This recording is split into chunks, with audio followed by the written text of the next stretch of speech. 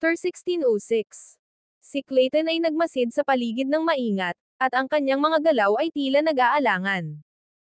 Pagkatapos, binaba niya ang boses niya sa isang bulong na halos hindi marinig, sinabi niya, isang cultivation technique. Ha! Ang dami mong sinasabi. Pang-asar ni Sebastian. Ang kanyang ekspresyon ay puno ng kawalang paniniwala. Alam kong hindi mo ako paniniwalaan, sige. Hayaan mong mag-recite ako ng kaunti para ipakita sa'yo na hindi ako nagbabalat kayo. Itinuwid ang kanyang likod na may pakitang gilas, nagsimula si Clayton. Ang aktibo at pasibong enerhiya ay walang katapusang umiikot, walang hangang umiikot. Noong una, nakikinig si Sebastian ng walang gaanong interes. Ngunit pagkatapos lamang ng ilang linya, ang kanyang puso ay nagsimulang bumagabagsak ng marahas, at ang kanyang mga mata ay lumiwanag ng matinding kislap. Ang mga taludtod na binigkas ni Clayton ay kamangha-manghang kahawig ng teknik sa pagsasaka na isinasagawa ni Sebastian. Napakakapansin-pansin ng pagkakatulad na hindi niya maiwasang maghinala na ito na marahil ang ikapitong yugto ng formula ng pagsasanay na matagal na niyang hinahanap. Clayton ay nagbasa ng ilang linya pa bago biglang huminto. Well, naniniwala ka na ba sa akin ngayon? Yan lang ang makukuha mo sa ngayon. Kung duda ka pa rin sa akin, wala na akong magagawa. Nahulog si Sebastian sa sandali, at labis na nabighani. Nang biglang huminto si Clayton, parang may apoy na sumiklab sa loob ni Sebastian, at ang kanyang pagkabigo ay umabot na sa sukdulan. Wala siyang ibang nais kundi buksan ang bibig ni Clayton at pilitin siyang magpatuloy. Sa puntong ito, halos lubos ng kumbinsido si Sebastian ito na nga ang formula na kanyang hinahanap. Kung makakamit niya ang kumpletong teknik, ang kanyang lakas ay mabilis na uunlad. Naniniwala ako sa'yo, pero si Prinsesa Phoenix ay hindi basta-basta. Baka magawa nating talunin siya, pero hulihin siyang buhay. Iyan ay hindi madali. Ang kanyang ekspresyon ay naging seryoso, at ang kanyang noo ay nagkaguhit ng malalim na parang makakahuli ng langaw. Tama ka. Hindi sapat ang dalawa lang tayo, kailangan natin ng isa pang kaalyado, sagot ni Clayton habang kumikilos ang isang masamang ngiti sa kanyang mukha, isang ngiti na napakasuklam na mahirap tingnan. Ang ekspresyon ay malinaw na nagpapakita na siya ay nag-iisip na tungkol kay Phoenix na nasa kanyang mga kamay na. Hindi nagtagal, pinangunahan ni Clayton si Sebastian sa isang paglalakbay na umabot ng ilang libong milya, dinala sila sa isang madilim at nakakatakot na lambak. Ang mga nakapaligid na tuktok ay tumataas hanggang sa mga ulap, na nagtatakip sa lambak sa ibaba ng malalalim na anino. Ang lupa ay tinakpan ng mga damong mas mataas pa sa isang tao, at ang mga tinak na baging ay nagkalat ng magulo. Mababang mga ugong mula sa mga mabangis na hayop ang umuukit ng paminsan-minsan sa hangin. Sa kabila nito, ang lakas ng mga aura ni Clayton at Sebastian ay nagpigil sa mga halimaw, na pumipigil sa anumang walang ingat na pag-atake. Narito ba ang ating kaalyado? Tanong ni Sebastian nang may pagdududa. Ang kanyang espiritual na pandama ay bumalot sa lambak na parang alon ng dagat, ngunit bukod sa mga hayop, wala siyang natagpuang bakas ng presensya ng tao. Tama. Sundan mo ako. Sabi ni Clayton na may kumpiyansang ngiti habang masiglang naglakad pasulong. Sumunod si Sebastian, nagdududa ngunit mausisa. Muling pinahaba ni Sebastian ang kanyang mga espiritual na pandama, ngunit wala siyang natagpuang kakaiba. Tumigil si Clayton sa harap ng isang pader na bato, pinukpok ito ng ilang beses, at sumigaw, "Taba, lumabas ka rito. May malaking deal tayong darating." Anong malaking bagay?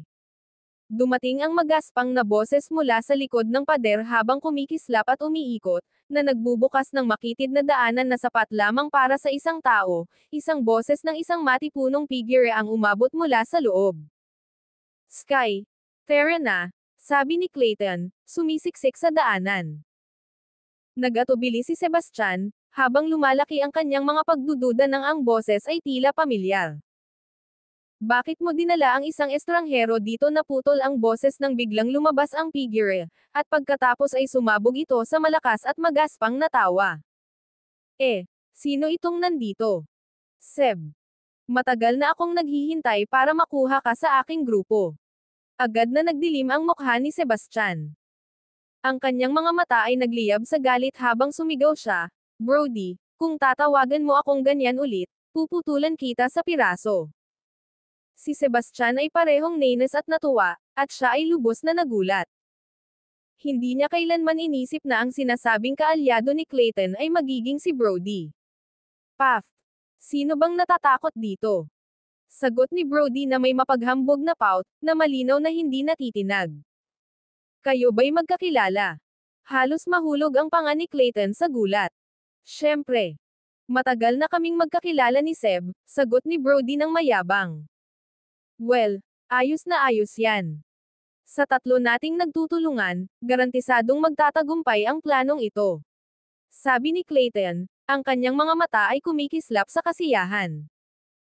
Ang kanyang kumikislap na ekspresyon ay sobrang bastos na mahirap siyang tingnan ng diretso.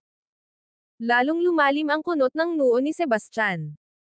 Batay sa asal ni Clayton, maaaring maging mapaminsala ang mga kahihinatnan kung mahuhulog si Phoenix sa kanilang mga kamay. KK, ano bang malaking usapan ito? Tanong ni Brody na may pagka-impatient habang kinakaskas ang kanyang ulo. Naboboring na ako nitong mga nakaraang araw, hinihintay lang na magpakita ka. Clayton ay nagbigay sa kanya ng matalim na sulyap, malinaw na kinaiinisan ang palayaw na, KK. Gayunpaman, ang pag-iisip sa kagandahan at kayamanan na naghihintay sa kanya ay mabilis na nagpalayo sa kanyang inis. Sabi niya na may mapanlikhang ngiti, si Phoenix Lamora. Kung mahuhuli natin siya, magiging perpektong kombinasyon ito ng kayamanan at kasiyahan. Ang ganda ng babaeng iyon, sabi ni Brody. Halos dumudura na siya, at ang kanyang ekspresyon ay kasing bastos ng kasing nakakadiri. Sige. Tama na ang usapan. Magpahinga tayo ngayong gabi at umalis sa umaga, anunsyo ni Clayton. Si Sebastian ay nakatuon lamang sa pagkuha ng kompletong teknik ng pagsasaka, kaya't napagpasyahan na niyang sumunod sa kanilang plano sa ngayon. Ang panahon sa Outer Expanse ay hindi tiyak. Bagaman walang malinaw na pagkakaiba sa pagitan ng araw at gabi, may mga panahon ng mahinang liwanag na maaaring ipasa bilang gabi. Maagang umalis ang tatlo kinabukasan para sa lokasyon na inilarawan ni Clayton. Dahil ang pagdiriwang ng millennial na kaarawan ng Panginoon ng Manor ay nakatakdang sa susunod na araw, kailangan nilang maghanda ng maaga. Kailangang aminin ni Sebastian na sina Brody at Clayton ay napakahusay sa mga porma sayon, kahit na karapat-dapat tawaging mga maestro. Habang si Sebastian ay bihasa rin sa mga teknik ng porma sayon at mga hadlang, hindi niya maikukumpara ang kanilang kasanayan sa paglikha ng mga mekanismo ng pagtakas. May katwiran naman, ang dalawa ay ginugugol ang kanilang mga araw sa pakikilahok sa iba't ibang uri ng mga kahinahinalang gawain, mula sa pagnanakaw hanggang sa panlilinlang. Kung wala silang mga pangunahing kasanayan na maaasahan, matagal na silang naubos.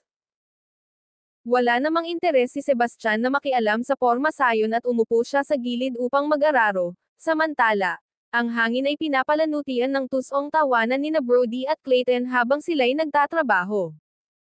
Pagkalipas ng ilang oras, tumalon sina Brody at Clayton sa kanilang mga paa na may malinaw na kasiyahan. Tapos na. Basta dumaan si Phoenix dito, wala na siyang ibang pagpipilian kundi sumuko. Ang tatlo sa kanila ay nagpalamig sa isang kalapit na tuktok ng bundok, nag-iinom at nagkukwentuhan habang naghihintay. Nanatiling tahimik si Sebastian, pinabayaan sina Brody at Clayton na magtalak tungkol sa kayamanan at mga babae nang walang katapusan. Sa huli, ang kanilang pag-uusap ay nauwi sa isang mainit na pagtatalo kung paano paghahatian ang mga nakuha matapos hulihin si Phoenix, na parehong namumula ang mukha. Nang tila dumating na ang tamang oras, lumipat ang trio sa kanilang mga napagkasunduang posisyon, nagtago at tinakpan ang kanilang mga aura habang naghihintay sa pagdating ni Phoenix. Ang Panginoon ng Azura Manor ay isang makapangyarihang nilalang mula sa Transformative Deity Realm, at ang kanyang pagdiriwang ng milenyo ay nakahatak ng mga kinatawan mula sa lahat ng pangunahing paksyon. Ang lugar kung saan nagkubli sina Sebastian at ang kanyang mga kasama ay puno ng mga manlalakbay, ngunit walang nakapansin ng anumang kakaiba. Ito ay patunay ng talino ng mga porma sayon nina Brody at Clayton. Habang ang tunog ng melodyosong musika ay lumalaganap sa hangin, agad na napatingin ang tatlo. Sa malayo, may isang prosesyon na lumitaw sa kalangitan. Mahigit sa 100 lalaking nakasuot ng dugong pulang baluti ang nanguna, sinamahan ng 100 babaeng music hero na tumutugtog at umaawit. 4 na marangel na mga ahas dagat ang humila ng isang palamuting esmeraldang karwahe, isang pagpapakita ng karangyan na walang duda na ito ang kasunod ni Phoenix. Habang papasok na ang karwahe sa saklaw ng pormasayon, biglang tumakbo si Sebastian Pasulong, lumitaw ng direkta sa daan nito. Sino yan? Tumabi ka. Sigaw ng isa sa mga gwardyang may baluting dugo ng galit, walang pag-aaksaya ng oras habang itinutok ang kanyang sibat kay Sebastian. Chapter 1607. Binaliwala ni Sebastian ang mga atake ng mga gwardyang may baluting dugo bilang walang halaga. Sa isang magaan na galaw ng kanyang kamay, pinawi niya ang lahat ng mga atake ng walang kahirap-hirap, parang mga hangin ng taglagas na nagwawalis ng mga nalaglag na dahon. Ang kanyang ekspresyon ay nanatiling kalmado, walang bakas ng pagkapagod. Huwag. Isang malinaw at matatag na tinig ang umabot. Dahil dito, pumasok si Phoenix, pinigilan ang mga gwardya sa kanilang paghahanda na muling sumugod. Ang mga gwardyang may baluti ng dugo ay agad sumunod, yumuyuko ng may paggalang habang umatras sila sa mga gilid. Lumakad si Phoenix pasulong, at ang kanyang mga hakbang ay magaan at marikit na tila lumulutang sa hangin, parang isang diyosa. Itinaas niya ng bahagya ang kanyang mga mata, ang kanyang titig ay kalmado ngunit matalim. Sino ka? Anong karapatan mong harangan ang aking daraanan? Pinagpag ni Sebastian ang kanyang mga kamay at nagbigay ng bahagyang bow. Ako si Sebastian Wilder. Itinaas ni Phoenix ang isang maramdaming kilay, bahagyang bamuka ang kanyang pulang mga labi habang nagsasalita. Kaya ikaw pala, Ginoong Wilder. Marami na akong narinig tungkol sa iyo. Nagulat si Sebastian. Nabalitaan mo na ba ako, Prinsesa Phoenix? Ang mga labi ni Phoenix ay bahagyang ngumiti. Nagkaroon ka ng mga kaaway sa kalahati ng 16 na sacred grounds at 18 super families, bukod pa sa pinatay mo ang Holy Lord at mga matatanda ng Lacuna Sacred Ground. Ang iyong reputasyon ay nauuna sa iyo, Ginoong Wilder. Paano ko hindi malalaman? Pinapaboran mo ako, Prinsesa, tugon ni Sebastian. Ngunit ngayon, hinaranggan ko ang iyong daraanan dahil may mahalaga akong bagay na nais pag-usapan. Tumanggo si Phoenix ng bahagya at nagsimulang maglakad patungo sa isang tahimik na burol malapit, ang kanyang mga galaw ay kasing likido ng umaagos na tubig. Samantala, pinanood lamang nina Brody at Clayton si Sebastian na umusad sa dalawa pang nakatagong posisyon. Sila'y nagalit habang nagtapak at nagmumura sa ilalim ng kanilang hininga, galit na galit sa kanyang biglaang pagkilos. Sa tuktok ng burol, ang simoy ng hangin ay dahan-daang humahampas, pinapagalaw ang mga damo at puno. Humarap si Phoenix kay Sebastian, at ang kanyang tingin ay kumikislap sa kuryosidad, Ginoo Wilder, maaari ko bang itanong kung bakit ninyo ako pinigilan? Nabalitaan kong ikakasal ka kay Prinsipe Electo. Totoo ba ito? Direktang tanong ni Sebastian, tinutok ang tanong. Si Phoenix ay sandaling naguluhan, ngunit pagkatapos ng maikling paghinto, tumanggo siya at tapat na sumagot. Oo, totoo iyon. Sa katunayan, opisyal na kaming engaged kahapon. Ano? Ikakasal ka na? Agad na namutla ang mukha ni Sebastian. Ang sangkatauhan ay nahihirapan na sa pakikitungo sa tribo ng mga demonyo. Kung pakakasalan ni Phoenix si Electo, lalo pang magiging mas malala ang kanilang sitwasyon. Ginoong Wilder, mukhang labis kang interesado sa bagay na ito, sabi ni Phoenix na may kaakit-akit na ngiti. Ang kanyang kaakit-akit na asal ay sapat na upang magpagulo kahit sa pinakamalakas na determinasyon. Tumanggo si Sebastian ng seryoso, hindi ko gusto na pakasalan mo si Prinsipe Electo. Phoenix ay napasigaw ng tawa. Ang kanyang melodyosong boses ay parang tunog ng mga kampanilya. Lumakad siya patungo kay Sebastian at inilagay ang kanyang maramdaming braso sa kanyang leeg habang mahiyain na bamulong. Baka karapat-dapat ka sanang maging aking lalaki, pero sa kasamaang palad, ako'y kasal na. Wala ka ng pag-asa. Hindi mo ba maaring pag-isipan ulit? Umabot si Sebastian, na nagtatangkang hawakan siya sa baywang, ngunit maayos niyang iniiwasan ang kanyang kamay sa pamamagitan ng bahagyang pagliko ng kanyang katawan. Nakatayo sa di kalayuan, nilalaro ni Phoenix ang isang hibla ng kanyang make-and-tab na buhok at tumawa. Ginoong Wilder, kahit hindi ako isang banal na dalaga, hindi ako dapat ipagkibit-balikat. Ngayon na ako na ang kasintahan ni Prinsipe Electo, dapat mo nang talikuran ang anumang balak mong ligawan ako. Titigil na ako sa paghabol sa iyo kung papayag kang huwag pakasalan si Prinsipe Electo, sabi ni Sebastian. Ang tono niya ay matatag at tiyak, na nagpapakita ng kanyang tunay na layunin. Oh, may personal na galit ka ba kay Prinsipe Electo? Tanong ni Phoenix habang ang kanyang maliwanag na mga mata ay puno ng kuryosidad. Alam na alam ng lahat na ang mga tao at ang tribo ng mga demonyo ay magkaaway na sworn, malamig na sagot ni Sebastian na may seryosong ekspresyon. Tumango si Phoenix na parang biglang naintindihan. Naiintindihan ko. Nag-aalala ka na kung pakakasalan ko si Electo, makikipagsabuatan ang Flamore tribe sa kanya para targetin ang mga tao. Chapter 1608. Tumango si Sebastian at sinabi sa malalim na boses, tama ka. Hindi ko maaring pahintulutan na magpakasal ka kay Electo o kahit kanino mula sa Demon Tribe. Si Phoenix, gayunpaman, ay hindi nag-alala. Sumagot siya ng may malambing na tawa, walang dahilan para mag-alala ka ng labis. Ang tribong Flamora namin ay palaging umiwas sa mga makalupang alitan. Kahit napakasalan ko si Electo, hindi kami makikialam sa mga ganitong bagay. At ikaw naman, kamahalin. Tutulungan mo ba sila? Patuloy na tanong ni Sebastian na may matibay na tingin. Pinagpigil ni Phoenix ang kanyang labi, huminto sandali upang mag-isip bago sumagot. Well, kapag nagpakasal ka sa isang tao, kasama na rin ang buhay nila. Kung dumating ang araw na iyon, siguro gagawin ko. Pero huwag mag-alala. Kung sakaling mapunta ka sa kamay ko, nangangako akong hindi kita sasaktan. Seb. Paano mo maglakas loob na kunin lahat ng kredito para sa sarili mo? Astig mo. Sigaw ni Brody, habang biglang lumitaw sina Brody at Clayton agad na bumuo ng tatsulok ang dalawa kasama si Sebastian, pinalibutan si Phoenix sa gitna. Clayton Cross. Brody Hawk.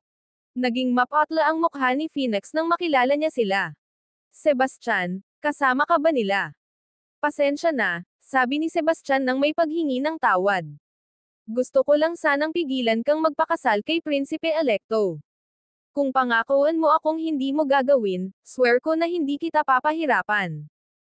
Ikaw ang mukha ni Phoenix ay namula sa galit. Pinagsisipa niya ang lupa, at sa isang malakas na puwersa, tumalon siya patungo sa langit. Oh, halika na, Fanny. Bakit ka tumatakbo sa akin? Mag-enjoy tayo. Pang-aasar ni Brody habang sumugod, pinipilit si Phoenix na maingat na tumugon sa kanyang mabilis na mga suntok at sipa. Sumali rin si Clayton sa laban. Ito ang unang nagkakataon na nakita ni Sebastian na lumaban siya, at humanga siya sa napakalakas na lakas at napakabilis na mga atake ni Clayton. Ang kanyang mga kakayahan sa labanan ay kasing husay ng kay Brody. Mga matapang na tuso. Iwanan niyo ang aming prinsesa. Sigaw ng isang grupo ng mga gwardyang may baluting dugo habang sila'y sumugod, at ang kanilang pagnanais na pumatay ay ramdam na ramdam. Gayunpaman, sa kabila ng kanilang tapang, hindi sapat ang kanilang lakas. Sa ilang mabilis na galaw lamang, pininsala sila ni Sebastian, na nagdulot sa kanila ng pag-ubo ng dugo. At ito ay sa kabila ng kanyang pagpipigil kung ginamit niya ang buong lakas niya, kahit isang suntok lang ay magiging labis na para sa kanila. Ang mga gwardyang may baluti ng dugo ay hindi purong lahi ng Flamores. Sila ay mga inapo ng pag-aasawa sa pagitan ng iba't ibang tribo. Sa paglipas ng mga siglo, ang kanilang lahi ay hamina, na nag-iwan lamang ng bakas ng pamana ng Flamore bilang resulta, ang kanilang lakas ay mediocre sa pinakamainam. Hindi kalayuan, isang grupo ng mga music hero na tumutugtog at kumakanta para sa entourage ang unang nagmadaling lumapit upang protektahan ang kanilang ginang. Ngunit, Nang makita ang kaguluhan, namutla ang kanilang mga mukha sa takot. Sinalubong nila ang lahat ng direksyon habang sumisigaw, tumatakbo para sa kanilang buhay. Seb, ano pang hinihintay mo? Halika na rito at tumulong ka na. Sigaw ni Brody nang may pagka-impatient. Sina at Clayton ay nagkaisa at malinaw na nagkakaroon na sila ng kalamangan laban kay Phoenix, ngunit ang makamit ang isang tiyak na tagumpay ay malayo pa sa pagiging madali. Sebastian, wala tayong personal na alitan. Talaga bang balak mong maging kaaway ng Flamore Tribe? Sigaw ni Phoenix ng galit habang pinipigilan ang walang humpay na pag-atake ni na Brody at Clayton. Hindi kita sasaktan, prinsesa, pero hindi ko maaring pahintulutan na magpakasal ka kay Prinsipe Electo. Ang tono ni Sebastian ay kalmado ngunit matatag. Wala kang pakialam sa mga desisyon ko. Sigaw ni Phoenix habang nag-aalab ang galit sa kanyang mga mata. Prinsesa, kahit hindi ako makialam, wala kang laban sa kanilang dalawa kapag nagsama sila. Usapan na lang ng oras bago kanila mapagtagumpayan. Pinapakiusapan kita na pag-isipan mong mabuti ang aking mungkahi. Ipagako mo sa akin na hindi mo pakakasalan si Prinsipe Electo, at sisiguraduhin kung makakaligtas ka ng ligtas, sabi ni Sebastian nang may pasensya. Walang dahilan para magpatuloy pa. Kung gusto kong umalis, wala ni isa sa inyo ang makakapigil sa akin. Sigaw ni Phoenix nang may pagmamalaki. Ang kanyang katawan ay biglang nagliyab ng pulang apoy, at ang matinding init ay nagbaluktot sa nakapaligid na espasyo. Isang matalim at matinis na sigaw ng Phoenix ang umabot sa hangin habang ibinunyag ni Phoenix ang kanyang tunay na anyo. Ang kanyang napakalaking katawan ay umabot ng ilang talampakan, natatakpan ng naglalagablab na apoy. Ang kanyang ningning ay nakakasilaw, naglalabas ng isang banal at marangal na aura na nagpasalungat sa posibilidad na direktang tumingin sa kanya. Ang nag-aalab na apoy ay tila may kapangyarihang sirain ang lahat, ang matinding init nito ay kayang gawing abo ang lahat. Ang tanawin ay nakakamangha at nakakatakot. Mag-ingat ka. Iyan ang apoy ng buhay ng Flamore Tribe, ang Phoenix Inferno. Parehong alam ni na Brody at Clayton ang nakakatakot na kapangyarihan ng Phoenix Inferno, at agad silang umatras ng malaking distansya.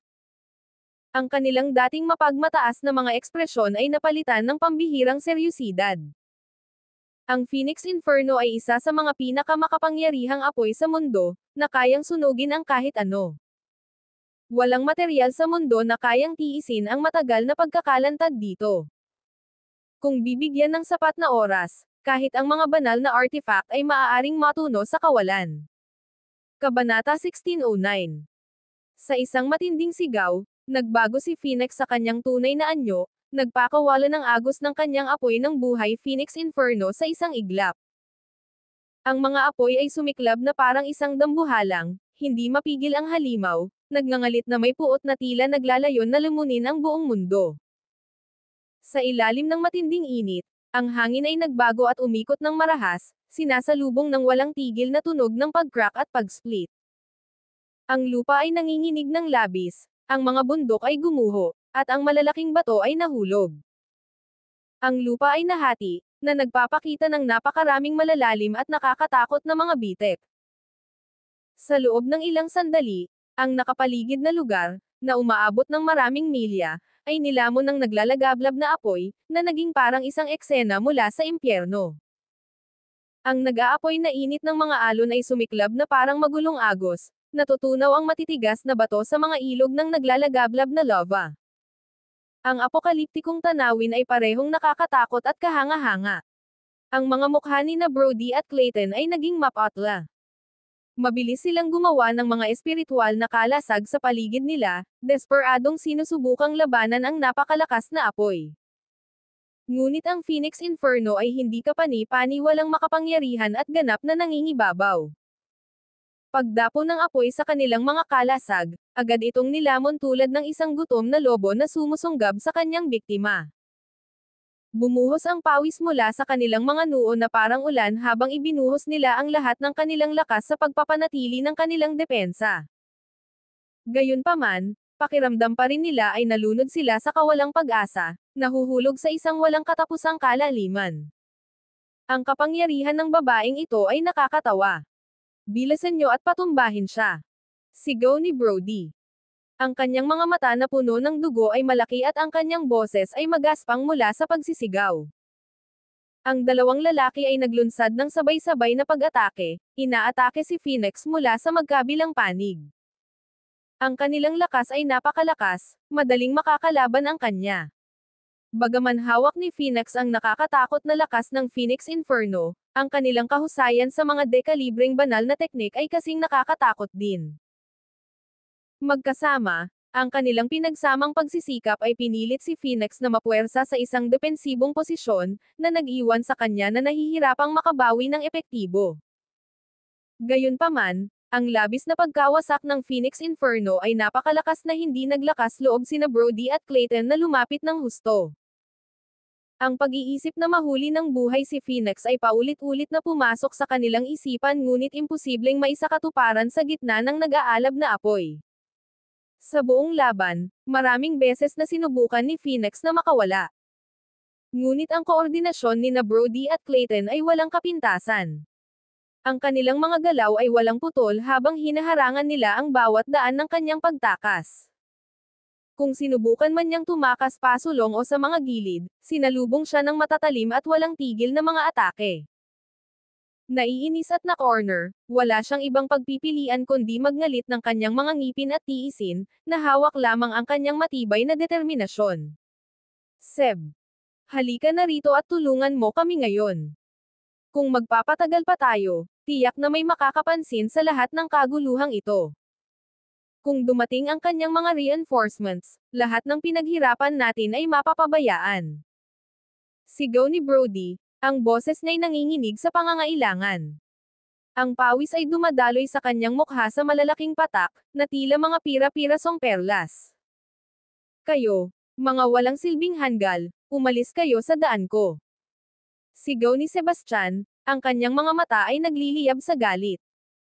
Sa isang matalim na utos, inactivate niya ang Phantom Stride. Ang kanyang katawan ay gumalaw na parang kidlat habang siya ay tumatakbo patungo kay Phoenix. Ang kanyang mga hakbang ay kasing bilis ng hangin, at ang kanyang tingin ay hindi matitinag, na walang takot sa mabangis na Phoenix Inferno, na tila naglalayo na sirain ang lahat sa kanyang daraanan. No Net Blaze Rump. Sigaw ni Phoenix habang lumaki ang kanyang mga mata sa galit.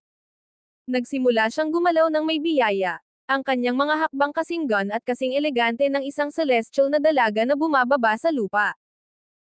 Sa bawat paglipad ng kanyang nag-aapoy na mga pakpak, lalong lumalakas ang mga apoy sa paligid niya, yumanig sa mismong himpapawid. Parang lahat ay maaaring gumuho anumang sandali. Ang kanyang mga apoy ay naging walang katapusang mabangis na mga dragon ng apoy, umuungal at sumasalakay kay Sebastian ng may nakakatakot na lakas. Noong mga panahong iyon, si Sebastian ay nakalapit na sa loob ng 10 yarda kay Phoenix. Ang matinding init ng mga apoy ay nagpasiklab sa kanyang balat, nagdulot ng matinding sakit, ngunit hindi siya natitinag. Kalma at nakatuon, inilabas niya ang energy slash, at isang misteryosong liwanag ang kumislap, pinutol ang ilang papalapit na mga dragon ng apoy ng may katumpakan. Sinundan niya ito ng energy breaker ng walang pag-aalinlangan, naglabas ng isang makapangyarihang pagsabog ng enerhiya na nagambala sa nag-aalab na pagsalakay ni Phoenix, na nagdulot ng kaguluhan sa kanyang ritmo. Sa pagkuha ng pagkakataon, inactivate ni Sebastian ang Reversal of the Elements, na nagdulot ng kaguluhan sa paligid ng espiritual na enerhiya, na tila nalilito sa isang buhol. Ang biglaang pagkaabala ay pinilit si Phoenix na magpahinga ng sandali. Prinsesa, tigilan mo na ang walang dahilan na pagtutol at sumama ka sa akin, sabi ni Sebastian. Ang kanyang hindi matitinag na tingin ay nakatuon sa kanya, at ang kanyang tono ay may dalang di mapapasinungalingang awtoridad. Ang maramdaming mukha ni Phoenix ay namula sa galit, at sumagot siya, Sebastian Wilder, ikaw ay isang tuso. Hindi ako kailanman susuko sa iyo. Sa kabila ng kanyang mga pagtatangkang umiwas, hindi siya nakaligtas sa walang tigil na pag-atake ni Sebastian. Ang kanyang mga mata na tila bituin ay nag-aapoy sa galit at pagkabigo. Nararamdaman niya ang hapdi ng pagkatalo sa kauna-unahang pagkakataon. Ang kanyang dating mapagmalaking Phoenix Inferno ay hindi epektibo laban sa mga teknik ni Sebastian, na nagdulot sa kanya ng kahihiyan at galit. Prinsesa, hindi kita sasaktan. Sumama ka lang sa akin ng kusa, ulit ni Sebastian, ang tono niya ay may bihirang sinseridad. Iwasan mo ang iyong pagpapanggap. Kung kaya mo talaga, talunin mo na ako ng tuluyan. Sigaw ni Phoenix sa pamamagitan ng nakagat na mga ngipin. Hindi nagpatinag, pinagsama-sama niya ang kanyang Phoenix Inferno sa iba't ibang makapangyarihang armas na may nakasisilaw na anyo, at galit na inihagis ang mga ito kay Sebastian. Hinarap ni Sebastian ang kanyang mga atake ng hindi natitinag, sumagot gamit ang Dimension Slash. Isang madilim na puwang ang pumutok sa kalawakan, sinisipsip ang mga naglalagablab na sandata ng walang awa. Ang lalaking ito ay baliw. Bulong ni Clayton at Brody mula sa malayo habang napapahulog ang kanilang panga sa gulat. Hindi pa nila kailanman nakita ang sinuman na lumaban kay Phoenix ng ganito kaepektibo, na kayang ipaglaban ang sarili ng walang anumang palatandaan ng panghihina. Ito ay lampas sa kahit anong naisip nila. Sebastian, lalabanan kita hanggang sa dulo. Sigaw ni Phoenix habang ang kanyang katawan ay nilamon ng apoy na kumikislap ng maliwanag. Bumalik siya sa kanyang anyong tao, tinawag ang isang nagliliyab na pulang mahaba at matalim na espada. Ang talon ay kumikislap ng mga apoy na sumasayaw na parang mga buhay na nilalang, naglalabas ng isang aura na napakalakas na nagpapalutang ng takot sa puso ng sinuman. Chapter 1610. Hindi naglakas loob si Sebastian na maging pabaya. Mabilis niyang hinugot ang Harmony Blade, at ang enerhiya nito ay kumikislap ng matalim habang ang mga aura ng espada ay nag-cross sa hangin. Siya at si Phoenix ay muling naglaban sa isang iglap. Ang matinding laban ay pantay na pantay sa simula, na walang sino man ang nakakuha ng kalamangan. Ngunit habang lumilipas ang oras, ang mga kahangahangang teknik ni Sebastian ay nagsimulang magpabor sa kanya. Unti-unti, pinilit niya si Phoenix na maging ganap na depensibo, na nag-iwan sa kanya ng walang pagkakataon na makapag-counterattack. Lumalakas ang pagkabigo at galit ni Phoenix.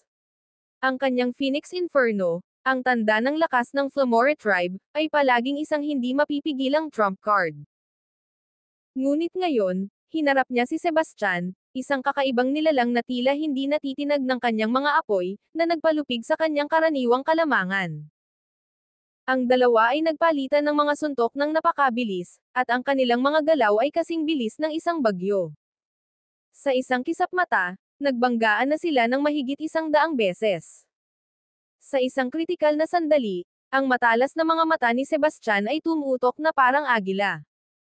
Nang makita ang tamang pagkakataon, inugoy niya ang kanyang espada ng napakabilis. Ang talon ng espada ay dumaan sa leeg ni Phoenix, nag-iwan ng manipis ngunit tiyak na linya ng dugo. Ang ekspresyon ni Phoenix ay natigilan sa gulat, at ang kanyang kalmado ay naglaho. Natisod siya paatras sa takot, sinubukan niyang umatras, ngunit walang tigil na siyang hinabol ni Sebastian, parang anino na hindi siya iniiwan at walang pagkakataong makaligtas. Sapat na. Sasama ako sayo, sabi ni Phoenix sa wakas habang ang boses niya ay puno ng pagsuko. Tumigil siya sa paglaban, ibinaba ang kanyang armas, ngunit ang kanyang nag-aapoy na tingin ay nakatutok kay Sebastian. Gayunpaman, ang kanyang mga mata ay patuloy na nag-aapoy sa pagtutol, at ang kanyang galit sa loob ay malayo pa sa pagkapawi. Mabilis na humakbang si Sebastian pasulong. Pagkatapos, tinatakan niya ang kanyang espiritual na enerhiya sa pamamagitan ng ilang tiyak na tapik ng kanyang mga daliri. Isang agos ng enerhiya ang dumaloy mula sa kanyang mga daliri, ganap na pinipigilan ang kanyang mga kakayahan. Mahigpit niyang hinawakan ang kanyang balikat at lumipad patungo sa kalapit na burol ng walang pag-aalinlangan. Ha ha ha! Seb, ang galing mo! Nang makita nilang napapahinto si Phoenix, sumabog sa tawanan sina Brody at Clayton habang papalapit. Ang kanilang mga mapanoksuang tingin ay naglakbay kay Phoenix, puno ng kabastusan at walang hiya na intensyon. Magandang ginang, sinabi ko na sayo na walang pagtakas. Hindi ba't mas mabuti sanang sumuko ka na lang kanina? Sabi ni Clayton na may pang-aasar. Habang nagsasalita siya, iniabot niya ang maruming kamay, na naglalayong hawakan ang mukha ni Phoenix. Si Phoenix, na parehong galit at nahihiya, ay itinaas ang kanyang kamay upang supukan si Clayton. Gayunpaman, dahil nakaselyo ang kanyang espiritual na enerhiya, madaling nahawakan ni Clayton ang kanyang palso ng mahigpit. Binitiwan mo ako. Galit na sigaw ni Phoenix sa kanya, tapos humarap siya kay Sebastian at sumigaw, nangako ka na hindi mo ako papayagang masaktan ng sinuman. Siyempre, sagot ni Sebastian, at siya'y humakbang pasulong upang puwersahin ang paghiwalay ng kamay ni Clayton. Ang kanyang ekspresyon ay seryoso habang idinagdag niya, may isang makapangyarihang presensya na papalapit. Kailangan nating umalis kaagad. Sige. Pero hayaan mong hawakan ko ang ating munting ganda, sabi ni Brody na may malubog na ngiti, sabik na lumundag na nakabuka ang mga braso. Natataranta, mabilis na tumakbo si Phoenix sa likod ni Sebastian para sa proteksyon. Tama na. Sigaw ni Sebastian. Walang ibang salita, lumingon siya at inakbayan si Phoenix, lumipad sa hangin ng may mabilis na katumpakan. Seb, dahan-dahan. Huwag mong isipin na pwede mo itong angkinan lahat para sa sarili mo. Sigaw ni Brody, at pareho silang nagmadaling humabol kay Clayton. Ilang sandali pagkatapos nilang umalis, isang malaking grupo ng mga tao ang dumating sa lugar. Ang mga bagong dating ay napahiyaw sa gulat habang tinitingnan nila ang pagkawasak. Ang mga nakapaligid na bundok ay nagkalasog-lasog, ang lupa ay nahati, at ang hangin ay puno pa rin ng nakabibinging init ng labanan. Ang lugar ay mukhang aftermath ng isang apokaliptikong sakuna. Sa hindi mapagkakamalang aura ito ng Phoenix Inferno, isang batikang nakatatanda ang nagpahayag matapos suriin ang lugar. Tiyak ang tono niya nang idinagdag niya, marahil ay may laban dito si Prinsesa Phoenix. Kung gumamit si Prinsesa Phoenix ng Phoenix Inferno, tiyak na napakalakas ng kanyang kalaban. Pero sino ang magtatangkang magpakaubod tanga sa kanya? May mga ulat na nakita sina Brody at Clayton malapit dito. Malamang na sila ang nasa likod nito, hinala ng isa pa. Sino man siya, patay na siya. Si Prinsesa Phoenix ay kasal na kay Prinsipe Electo. Ang paglapastangan sa kanya ay nangangahulugang paglapastangan sa parehong tribo ng Flamora at tribo ng Unihorn. Maliban na lamang kung ang soberano mismo ang bumalik, sila'y tiyak na mapapahamak.